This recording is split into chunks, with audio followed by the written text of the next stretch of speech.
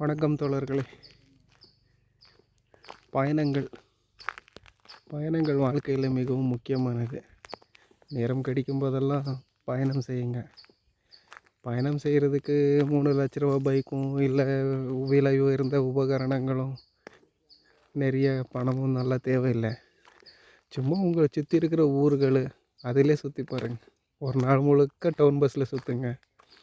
அங்கே வர்ற மனிதர்களை பாருங்கள். சும்மா வேடிக்கை மட்டும் பாருங்கள். அந்த வேடிக்கையை பல விஷயங்களை நமக்கு கற்றுக் கொடுக்கும். அந்த மனிதர்கள் நடந்து கொள்ளும் விதம், அங்கே நடக்கக்கூடிய விஷயங்கள், அவங்க எப்படி எல்லாம் கையாளுவாங்க, இது எல்லாமே வாழ்க்கையில் மிக முக்கியமான பயணங்கள் தான். எனக்கு நேரம் கிடைக்கும் போதெல்லாம் எங்கெல்லாம் தோணுதோ அங்கெல்லாம் பஸ்ஸை பிடிச்சி போயிடுவேன். நீங்களும் வாழ்க்கையில் பயணங்கள் பண்ணுங்கள். பயணங்கள் நிறைய விஷயங்கள் உங்களுக்கு கற்றுக் கொடுக்கும்.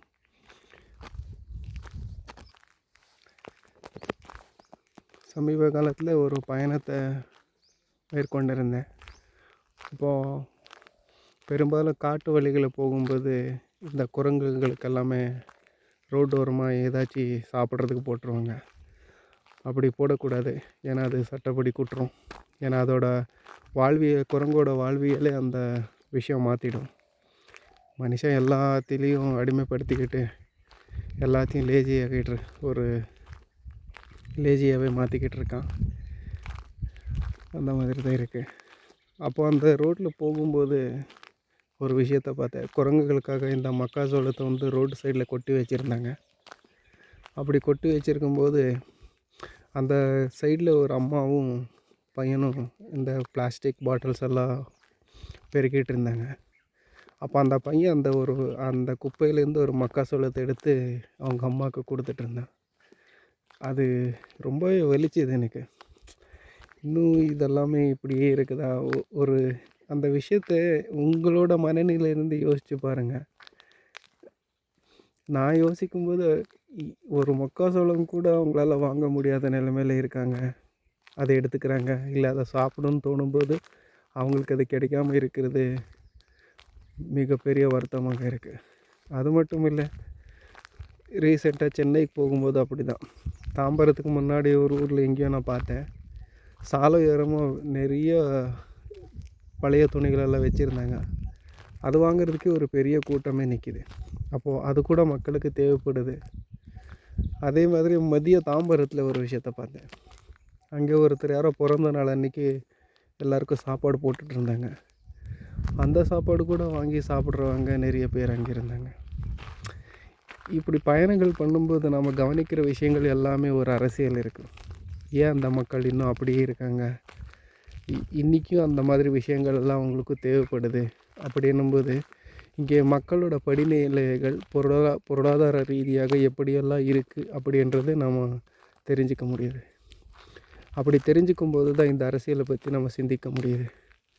அப்போது ஒருத்தரோட பொருளாதாரத்தை உயர்த்தணும்னா என்னெல்லாம் பண்ணணும் அப்படின்றது பொருளாதாரத்தை படிக்கும்போதோ இல்லை நம்ம சிந்திக்கும் போதோ நமக்கு அதன் பற்றிய உண்மை தன்மைகள் புரியும். இது எல்லாமே உங்களோட அனுபவங்களை வச்சும் நீங்கள் சிந்தித்து பார்க்கணும். இன்றைக்கி நாம் அரசியலில் ஜனநாயகத்தை பற்றி படிக்கலாம். அதுக்கப்புறம் ஜனநாயகத்துக்கு முன்னாடி இன்னொரு விஷயத்தை பார்க்கணுன்னா அரசாங்க படிவங்களை நாம் பார்க்கணும். ஃபார்ம்ஸ் ஆஃப் கவர்னமெண்ட், அதை பற்றி இன்றைக்கி நாம் பேசலாம்.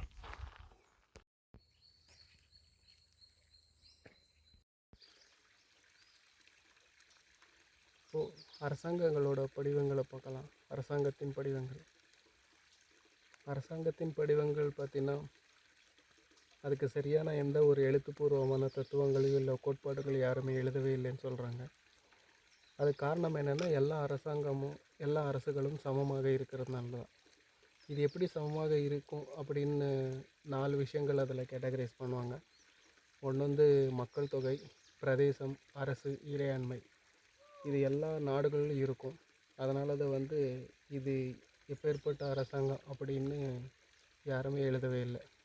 ஆனால் அரசாங்கத்தோட நிர்வாகத்தை படிவங்களாக எழுதியிருக்காங்க. அதை தான் நாம் தெரிஞ்சுக்கணும் அரசியல். இந்த அரசாங்க நிர்வாகத்தின் படிவங்களில் மிக முக்கியமானது வந்து அரிஸ்டாட்டில் எழுதியிருக்கிற படிவங்கள் தான். இதில் அவங்க 3 விஷயங்களை சொல்லுவாங்க. அதாவது ஒரு நிர்வாகம் எப்படியெல்லாம் ஆட்சி செய்யும் அப்படின்றதுக்கு. இப்போ முதல்ல வந்து ரூல் பை ஒன்னுன்னு சொல்லுவாங்க, ஒருவரால் ஆட்சி செய்யப்படுறது. அதுக்கு பேர் வந்து முடியாட்சின்னு சொல்லுவாங்க. இதோட விளைவுகள் எப்படின்னா கொடுங்கொன்மை அப்படின்னு இருக்கும். ரெண்டாவது வந்து சில பேரால் ஆட்சி செய்வது. அது பேர் வந்து பிரபுத்துவம், தன்னலக்குழுன்னு சொல்லுவாங்க. மூணாவது தான் வந்து அரசியல். அதோட வெளிப்பாடு எப்படி இருக்குன்னா அதுதான் ஜனநாயகம். இப்போது இதனோட அடிப்படையில் நாம் இந்திய அரசியலை பகுப்பாய்வு பண்ணால் அதில் நமக்கு புரிகிற ஒரே ஒரு விஷயந்தான், இங்கே நடக்கிறது வந்து கொடுங்கோன்மை ஆட்சி. அதாவது ஒருவரால் ஆட்சி செய்யப்படுது. அந்த ஒருவர் யாருன்னா அவர்கள் தான் ஆரியர்கள். அவர்களால் தான் இந்த அரசாங்கமே வழிநடத்தி கொண்டு இருக்குது. இங்கே அவங்களோட சித்தாந்தங்களும் அவங்களோட அடிமை சித்தாந்தங்களும் தான் இங்கே பரப்பிக்கிட்டே இருக்காங்க. இதுக்கு ஒரு எடுத்துக்காட்டு சொல்கிறேன். வெங்காயம் விலை வந்து 80 ரூபா கேஜிக்கு போயிடுச்சு ஒரு வாட்டி. அப்போது நம்ம ஃபைனான்ஸ் மினிஸ்டர் நிர்மலா சீதாராமன் அவர்கள்கிட்ட கேள்வி கேட்குறாங்க, இந்த விலையேற்றத்துக்கு என்ன காரணம்னு. ஆனால் அவங்க சொல்கிற பதில் தான், அதை பற்றி எனக்கு எந்த கவலையும் இல்லைன்னு சொல்கிறாங்க. இங்கே பார்த்துக்கோங்க, அவங்களோட ஒரு வாழ்வியல் முறை எப்படி வேணால் இருக்கட்டும், அது அவங்களோட சொந்த பிரச்சனை. ஆனால் ஒரு நாடுன்றது ஒரே ஒரு இனத்துக்கோ இல்லை ஒரே ஒரு மொழிக்காரங்களுக்கோ சொந்தமானது கிடையாது.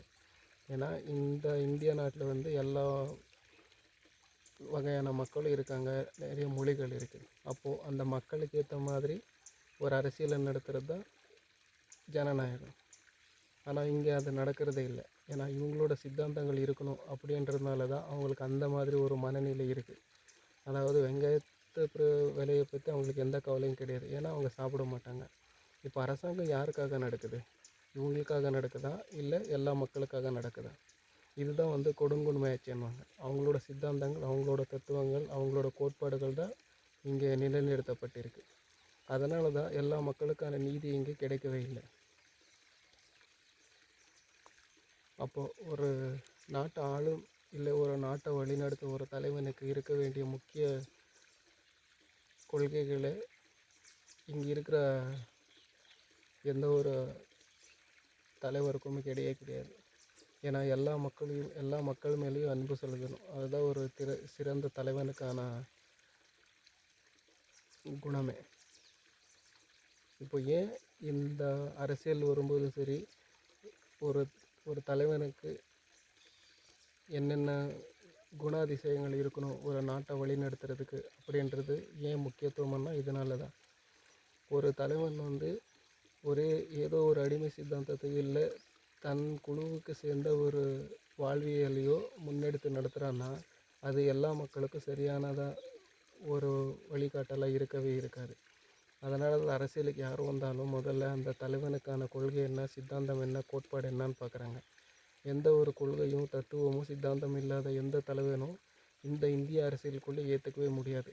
காரணம் என்னென்னா, எந்த ஒரு நோக்கம் இல்லாமல் ஒரு பெரிய கூட்டம், ஒரு மக்கள் வந்து எந்த ஒரு தனி நபர் பின்னாடி போகவே கூடாது. அதுதான் ரொம்ப முக்கியமானது.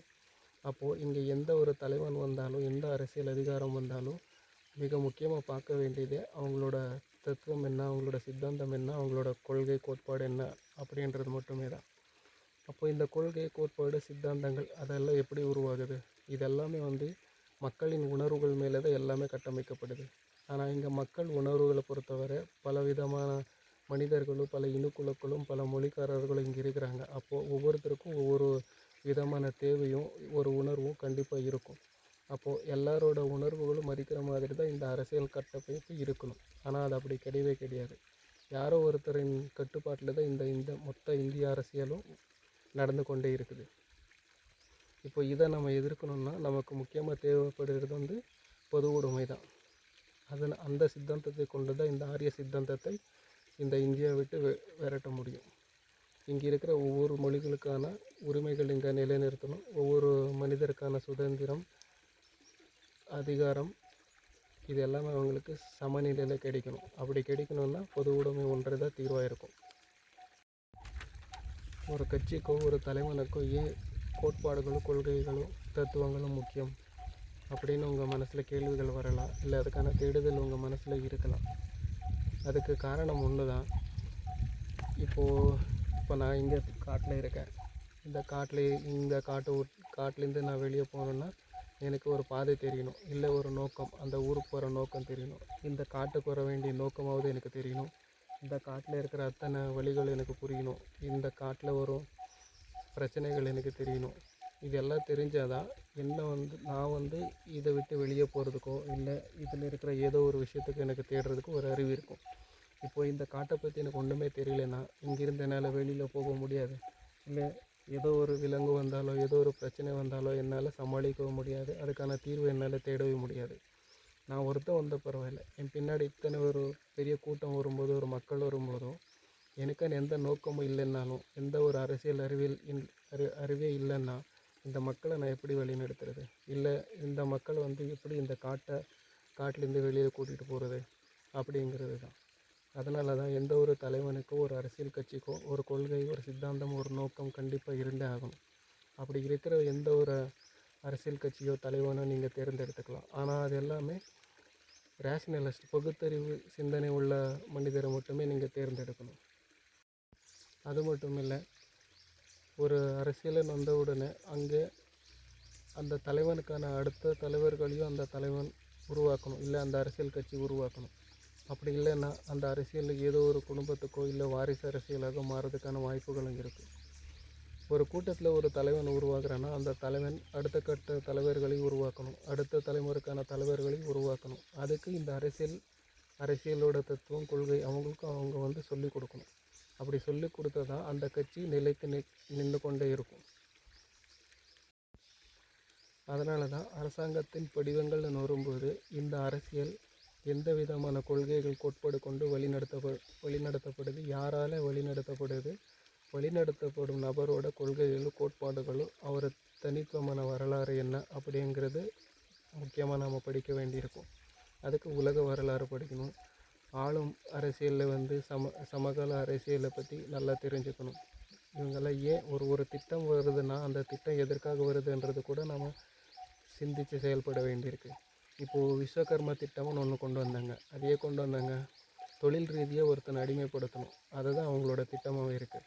அப்போது இந்த திட்டம் எல்லாமே ஆரியர்களோட திட்டம் தான். இதெல்லாம் வேதங்களில் சொல்லிக் கொடுக்கப்பட்ட பாடம்.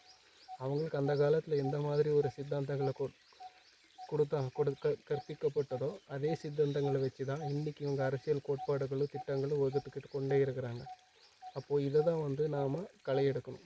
இந்த ஒரு ஆரிய சித்தாந்தத்தை களையெடுத்தால் தான் இங்கே தமிழ் தேசியம் அப்படிங்கிற ஒரு விஷயத்தை இங்கே உருவாக்க முடியும். ஆனால் தமிழ் தேசியத்தை உருவாக்குறதுக்கு அதில் இன்னொரு பிரச்சனை இருக்குது, சாதி என்ற ஒரு பிரச்சனை இருக்குது.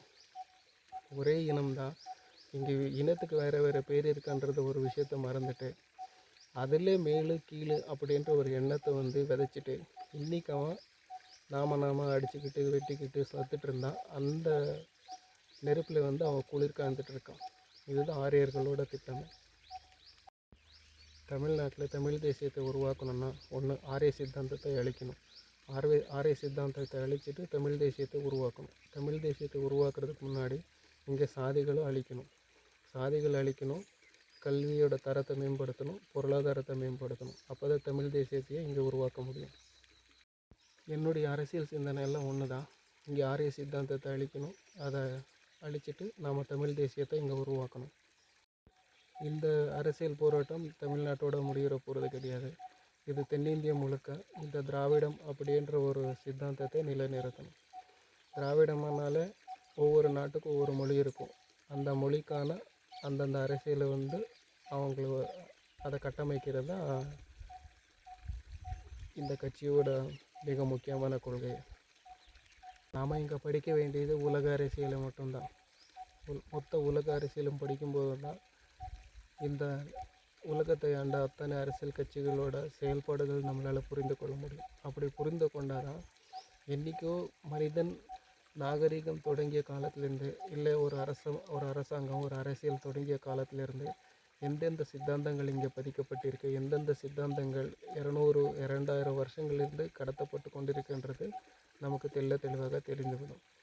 இப்போது இங்கே நடக்கிற ஆரிய சித்தாந்தம் எல்லாமே 2000 வருஷத்துக்கு முன்னாடி இருந்தே தொடங்கியாச்சு. இங்கே இருக்கிற எல்லாரும் மக்களோட மனசுலையும் இந்த சாதிய ஏற்றத்தாழ்வுகளை மனசில் புகுத்துட்டு இவங்க அரசியல் நடத்திட்டு இருக்காங்க. இதை தான் நம்ம களை எடுக்கணும். அப்போது அரசியல்ன்றது வெறும் ஒரு தனி மனிதனை நம்பியோ இல்லை ஒரு கட்சியை நம்பியோ கிடையாது. இது முழுக்க சித்தாந்தங்களையும் தத்துவங்களையும் வலியுறுத்துறது தான் இந்த அரசியல். தோழர்களே, அறிவு ஆயுதமாகும், ஆயுதம் அறிவாக மாறவே மாறாது. நமக்கு ஒரு அறிவுன்னு இருக்கும்போது அந்த அறிவை வச்சு நாம் எந்த விதமான போராட்டத்தை கையில் எடுக்கும் அப்படின்றது நம்மளால் சிந்திக்க முடியும். ஆனால் ஒரு தத்துவமோ ஒரு அரசியல்வாதியோ ஒரு மனிதர்களை ஆயுதமாக மாற்றிட்டான்னா அவன் சொல்கிற விஷயத்தை மட்டுமே அந்த மனிதர்கள் செயல்படுத்துவாங்க. இப்போதைக்கு ஆர்எஸ்எஸோட வழிமுறைகள் எடுத்துக்கோங்க. அவங்க எந்த விதமான ஒரு பயிற்சி கொடுக்குறாங்க, அவங்க கையில் ஒரு ஆயுதத்தை ஒரு கம்பையோ ஒரு கத்தியோ கொடுத்து தான் அவங்களுக்கு பயிற்சியே கொடுக்கப்படுது. மத ரீதியான பயிற்சிகள் கொடுக்கப்படுது. நாளைக்கு ஏதோ ஒரு பிரச்சனைன்னு வரும்போது இந்த மதத்துக்கு பிரச்சனை வந்துருச்சு அப்படின்னா அவன் எதை கொண்டு களத்தில் இறங்கி வன்முறைக்கு இறங்குவான், இல்லை போராடுவான்? ஆயுதத்தை வச்சு மட்டுமே போராடுவான். ஒரு கத்தியை எடுத்தோ ஒரு கம்பி எடுத்தோ மற்றவங்களை துன்புறுத்தி வெட்டி கொன்று அவனோட செயல்பாடுகளை வெளிப்படுத்துவான்.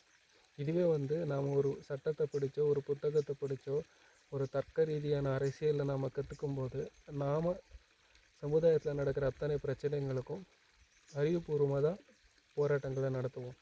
இதுதான் இருக்கிற வித்தியாசமே அறிவுக்கும் ஆயுதத்துக்கும். இப்போது இங்கே ஆர்எஸ்எஸ் பாஜகவும் மனிதர்களே ஆயுதங்களாக மட்டுமே தயார்படுத்தி கொண்டு இருக்கு. இது இந்த இல்லை, எல்லா நாட்டுக்கும் இந்த மாதிரியான சித்தாந்தங்களும் தத்துவங்களும் மிக ஆபத்தானவை. 90களில் பி. சாமுவேல் ஹேங்கிங்டன் அப்படின்ற ஒரு தீசிஸ் எழுதுகிறாரு. அது எப்படின்னா, பனிப்போருக்கு அப்புறம் இந்த நாடுகள் எப்படி செயல்படுதுன்னா அதோட கலாச்சாரங்களும் மத ரீதியான செயல்பாடுகள் தான் வெளிப்படுத்தும் அப்படின்னு சொல்லுவாங்க. அதாவது ஜனநாயகம்ன்றது இருக்காது. இவங்களோட அரசியல் வேறுபாடுகள் அல்லது ஒரு செயல்பாடுகள் எல்லாமே கல்ச்சர் அண்டு ரிலீஜியன், ஒரு மத ரீதியாகவோ பண்பாடு ரீதியாகவோ தான் அத்தனை திட்டங்களோ அல்லது செயல்முறைகளோ இருக்கும் அப்படின்னு தீசிஸ் எழுதுகிறாங்க. இன்றைக்கி அது உண்மையாக இருக்குது. ஏன்னா பாஜக நடத்துகிற அரசியல் மத ரீதியான அரசியலை தான் கையில் எடுத்திருக்காங்க. இது மிக ஆபத்தான விஷயம்.